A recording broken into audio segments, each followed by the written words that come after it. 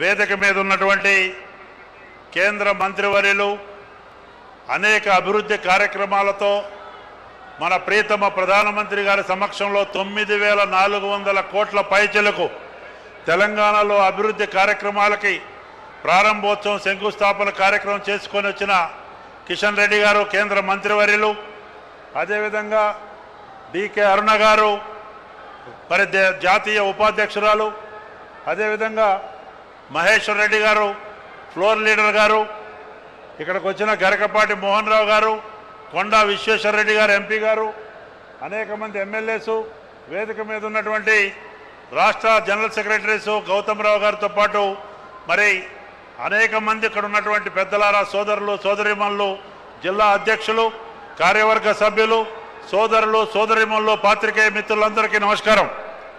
ఇంతింతై ఒటుడంతై ఆకాశమంతై అన్నటువంటి మన నరేంద్ర మోడీ గారు మూడోసారి ప్రధానమంత్రిగా ఇవాళ జన నీరాజనం పడుతున్నటువంటి సందర్భంలో ఈ చారిత్రాత్మక సికింద్రాబాద్ పరేడ్ గ్రౌండ్లో వారి యొక్క రాక కొరకు వేచి చూస్తున్నటువంటి సందర్భం.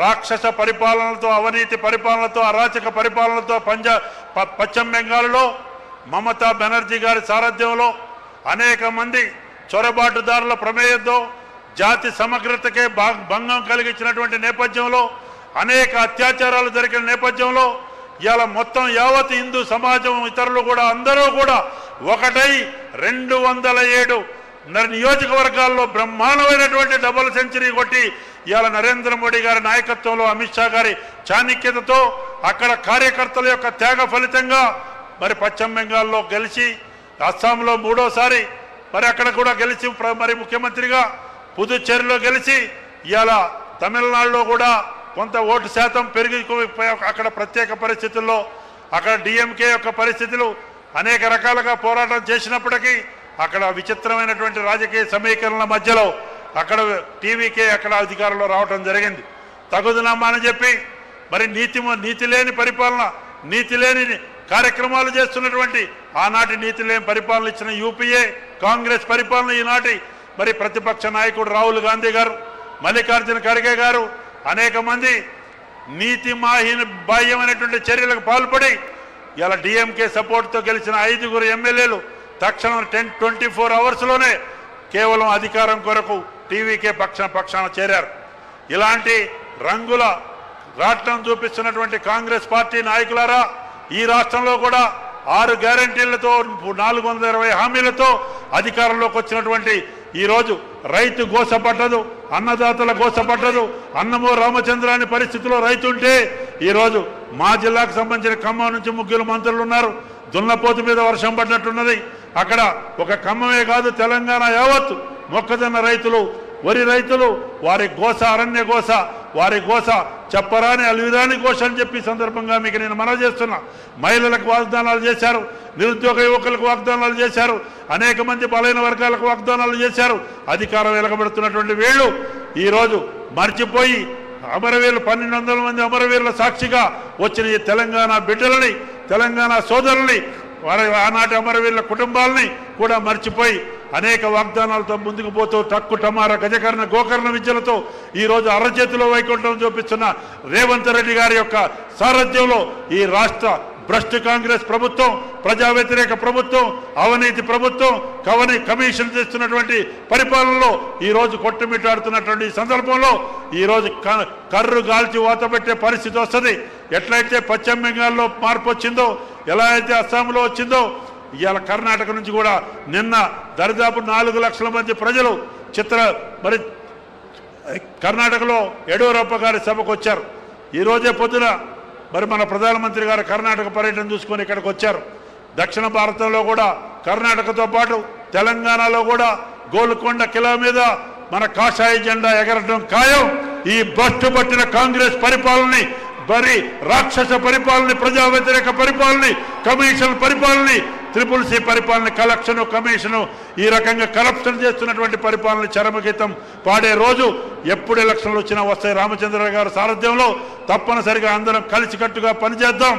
మన యొక్క బాధ్యత ఊరు వాడ చైతన్యవంతులైనటువంటి తెలంగాణ గడ్డలో ఉన్నటువంటి రజాకారులు తరిమినటువంటి ఈ గడ్డలో ఆ సంకల్పంతో తీసుకున్న సంకల్ప సభ, ఈ జన సభ, ఈ ప్రజా సభ, ఈ జన సమూహ సభ నరేంద్ర మోడీ గారికి ఇవాళ బహుమానంగా వారికి స్వాగతంగా పశ్చిమ బెంగాల్లో జయబేరి మోగిస్తూ, అస్సాంలో జయబేరి మోగించి, పుదుచ్చేరిలో ఎన్డీఏ జయబేరి మోగించి ఇక్కడ అడుగు పెడుతున్నటువంటి సందర్భంలో ఇదే ఆహ్వానం మీ అందరి తరఫున తెలంగాణ బిడ్డగా, రైతు బిడ్డగా వారికి మనస్ఫూర్తిగా నరేంద్ర మోడీ గారికి తప్పనిసరిగా రాబోయే రోజుల్లో ఈరోజు ప్రజా వ్యతిరేక పాలన, ప్రజా కంటక పాలన చేస్తున్నటువంటి కాంగ్రెస్ పార్టీ, అంతకుముందు బీఆర్ఎస్ అప్పుల తెలంగాణ చేసి ఈరోజు ముక్కల చెక్కలైనటువంటి బీఆర్ఎస్ నాయకత్వం వాళ్ళు కూడా మరి మేకపోతు గాంభీర్యం, మేకపు వన్నె పుల్లు లెక్క బయటకు వస్తున్నారు.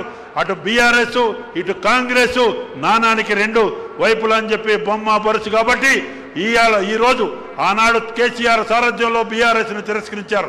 ఈరోజు రేవంత్ రెడ్డి గారి సారథ్యంలో రాహుల్ గాంధీ గారు చేస్తున్న పనికి మాలిన మాటలకి ఒక ప్రతిపక్ష నాయకుడు అనేక రకాలుగా మన సోదరులు ఇద్దరు మంత్రులు కూడా మరి కిషన్ రెడ్డి గారు కానీ సంజయ్ గారు కానీ అందరూ కూడా ఇలా మన పార్లమెంటు సభ్యులందరూ కూడా పార్లమెంట్లో వాళ్ళని తూర్పారబట్టారు.